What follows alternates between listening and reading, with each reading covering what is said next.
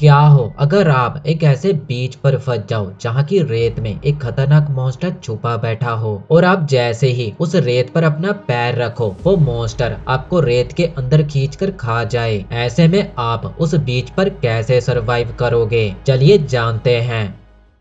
कहानी की शुरुआत में बहुत सारे हाई स्कूल स्टूडेंट एक बीच पर पार्टी कर रहे थे। उन्हीं में से दो लड़कों को समंदर के किनारे से एक बड़ी सी अंडे जैसी दिखने वाली चीज मिली। ये इसे जलाने के लिए लाए थे पर ये बहुत गीला था तो इन्होंने इसे कैंप फायर के पास ही रख दिया। अगली सुबह ये बीच पूरी तरह सुनसान पड़ा था। यहाँ सिर्फ 8 लोगों के अलावा कोई भी नहीं था। केली और मिच जो शेल्टर के अंदर सोए हुए थे। जोना अपनी गर्लफ्रेंड शोंडा के साथ कार की अगली सीट पर सोया हुआ था। कार की पिछली सीट पर विंस और रोनी थे। गिलबर्ट नाम का एक काला सांड ड्रम के अंदर फंसा हुआ था। ये काम उसी के दोस्तों ने किया था जब गिलबर्ट नशे में बेहोश हो चुका था और आखिर में मार्शा टेबल के ऊपर सोई हुई थी। जब केली की आंख खुली तो उसने मार्शा को कहा कि पिछली रात जो भी उनके बीच हुआ वो उसे भूल जाए। तभी केली ने नोटिस किया कि उन लोगों के अलावा बीच पर कोई भी नहीं था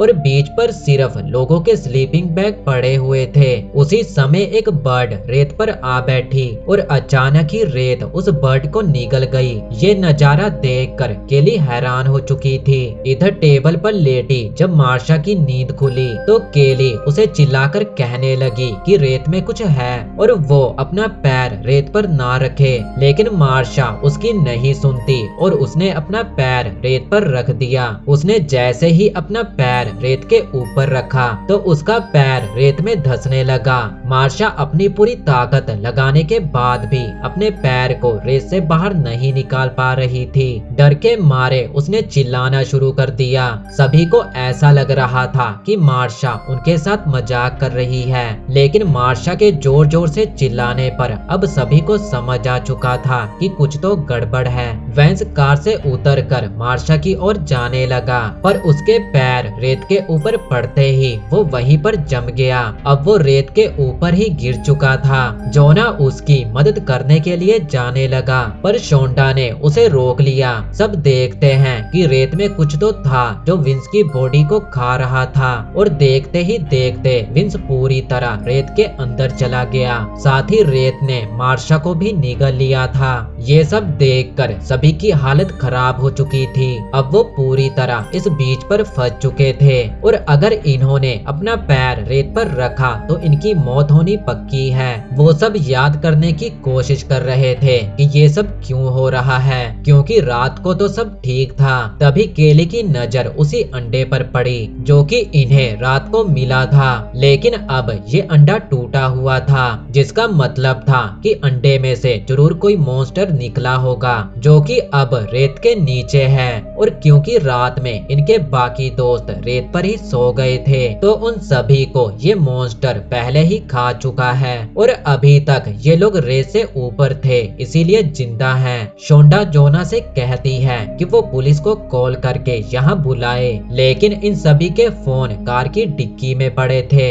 जो कि इन्होंने ही डाले थे ताकि कोई किसी की वीडियो बनाकर इंटरनेट पर ना डाल दे और ये लोग खुलकर पार्टी कर सके। जोना कार स्टार्ट करने की कोशिश करता है पर कार स्टार्ट होने का नाम नहीं ले रही थी क्योंकि कार की हेडलाइट पूरी रात ऑन थी और अब कार की बैटरी पूरी तरह खत्म हो चुकी थी। इधर जब केली ने अपने हाथ को रेत के पास किया तो उन सभी ने देखा कि रेत के अंदर से बहुत ही छोटे छोटे टेंटिकल बाहर निकल रहे थे। इधर अब आखिरकार गिलबर्ट की नींद खुल चुकी थी। वो सभी को चिल्लाते हुए उसे ड्रम से बाहर निकालने को कह रहा था पर सभी लोग उसे शांत रहने को कहते हैं और उसे बताते हैं कि रेत के अंदर कोई मॉन्स्टर है जो विंस और मार्शा को खा चुका है और अगर गिलबर्ट रेत पर गिर गया तो वो मॉन्स्टर उसे भी खा जाएगा। मुश्किल से ही सही पर गिलबर्ट को भी उनकी बातों पर यकीन आ चुका था। अब कई घंटे बीत चुके थे पर अभी तक कोई भी इनकी मदद करने के लिए नहीं आया था। शेल्टर के अंदर केली को माचिस मिली जिसे उसने अपने पास रख लिया। यहाँ पर कुछ हॉट डॉग भी पड़े हुए थे जिससे केली को एक आइडिया आता है। वो हॉट डॉग को चारों तरफ फेंकने लगी, जिससे इन्हें ये पता चल सके कि आखिर ये मॉन्स्टर कितना बड़ा है। इन्हें पता चलता है कि ये मॉन्स्टर साइज में बहुत ही बड़ा था। शोंडा बोली कि उन्हें यहीं पर इंतजार करना चाहिए, कोई ना कोई बीच पर जरूर आएगा। जिस पर रूनी बोली कि अभी गर्मी की छुट्टियां चल रही हैं और इस सीजन में कोई भी यहाँ नहीं आने वाला। अब ये लोग ऐसे ही बैठे नहीं रह सकते थे, तो जोना ने अपनी कार में रखे 2 सर्फबोर्ड को निकाला और उन्हें रेत के ऊपर पटक दिया और वो उनके ऊपर से चलते हुए टेबल तक पहुंच चुका था। लेकिन इससे पहले कि वो टेबल पर चढ़ता, उसका बोर्ड पीछे जाने लगता है और अब जोना टेबल और बोर्ड के बीच में लटक चुका था।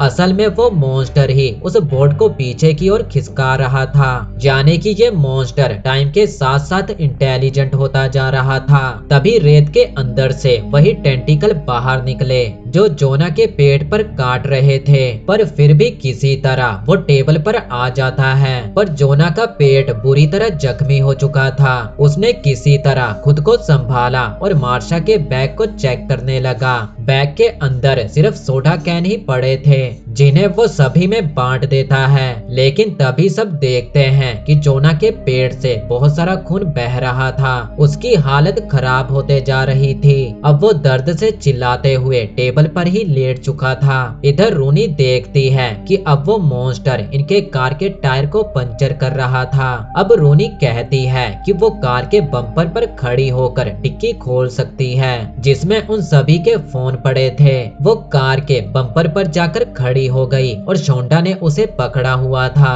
लेकिन अपनी टांगों की वजह से वो उस डिक्की को पूरा नहीं खोल पा रही थी। तभी केली एक बड़ा सा पोल रूनी को देती है ताकि वो उसे पकड़कर डिक्की को खोल सके। ऐसे ही करके रूनी ने डिक्की को खोल लिया था, पर उसका पैर फिसल जाता है और वो डिक्की पर ही गिर पड़ी, जिससे अब उसकी उंगलियां भी फंस चुकी थी। तभी यहाँ पर एक पुलिस ऑफिसर आता है। ये सभी चिल्लाते हुए उसे बता रहे थे कि रेत के अंदर कोई मॉन्स्टर है और वो कार से बाहर ना निकले।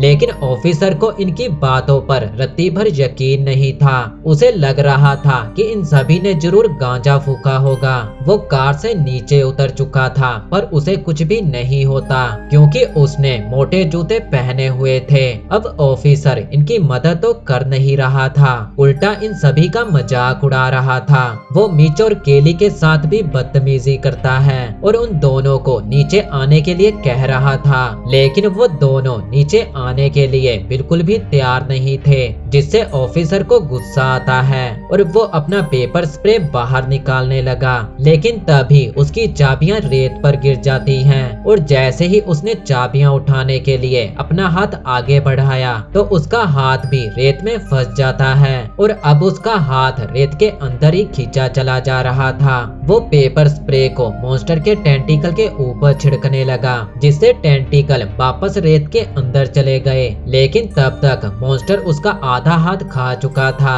तभी मॉन्स्टर वापस उसे नीचे खींचने लगा। केली ऑफिसर के पास गई और उसने वो पेपर स्प्रे अपने पास ले लिया। देखते ही देखते ऑफिसर पूरी तरह रेत के अंदर चला गया। अब मिच कहता है कि अगर वो अपने पैरों में कुछ बांधकर भागे तो वो पुलिस कार तक पहुंच सकता है और कार में बैठकर ये सभी लोग यहाँ से बाहर निकल सकते हैं। उसने शोंडा से कार में पड़े टॉवल्स मांगे, लेकिन शोंडा जैसे ही दूसरा टॉवल मिच की ओर फेंकती है और उसे पकड़ने के चक्कर में मिच रेत के ऊपर गिर पड़ा। अब उस मॉन्स्टर ने मिच को भी पकड़ लिया था और दर्दनाक तरीके से मिच की भी मौत हो गई। केली को समझ आ चुका था कि अब उसे ही कुछ ना कुछ करना होगा। उसने रेलिंग निकाल कर कार के पास फेंक दी और फिर खुद भी कार के ऊपर कूद गई। अब वो दोनों मिलकर रूनी का हाथ डिक्की से बाहर निकालती हैं। अब उन्हें जोना और गिलबर्ट को भी बचाना था। इसके बाद वो उन रेलिंग्स का ब्रिज बनाकर उस पर चलते हुए जोना तक पहुंच जाती है।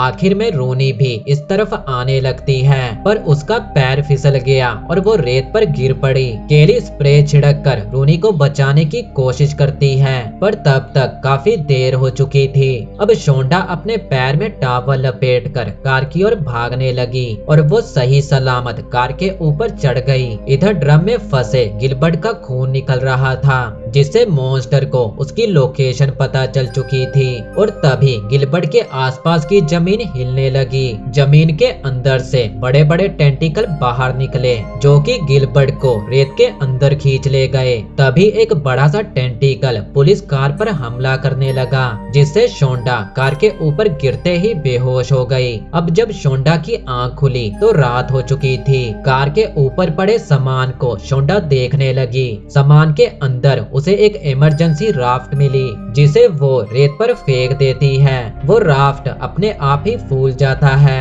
शोंडा उस राफ्ट पर कूद पड़ी। फिर उन दोनों ने मिलकर किसी तरह जोना को कार के अंदर बिठाया, लेकिन जैसे ही केली कार के अंदर जाने वाली थी, तभी रेत के अंदर से एक बड़ा सा चमकता हुआ टेंटिकल बाहर निकला। केली उससे बचते हुए कार की छत के ऊपर चढ़ गई। कार के पीछे उसे 2 फ्यूल कैन मिले। केली एक कैन को उठाने लगती है, पर वो मॉन्स्टर उसमें छेद कर देता है। इसके बाद उसने दूसरा कैन उठाया और सारा तेल रेत के ऊपर छिड़क दिया। फिर अपनी पॉकेट से माचिस निकालकर उसने रेत में आग लगा दी। उस मॉन्स्टर के टेंटिकल में भी आग लग चुकी थी। मौका देखते ही केली कार के अंदर आ गई। कुछ देर बाद उस मॉन्स्टर ने हमला करना बंद कर दिया। केली देखती है कि जोना भी मर चुका था। अगली सुबह एक आदमी इनकी कार के बाहर आया। केली ये देखकर चौंक चुकी थी कि ये आदमी रेत के ऊपर खड़ा है और अभी तक जिंदा है।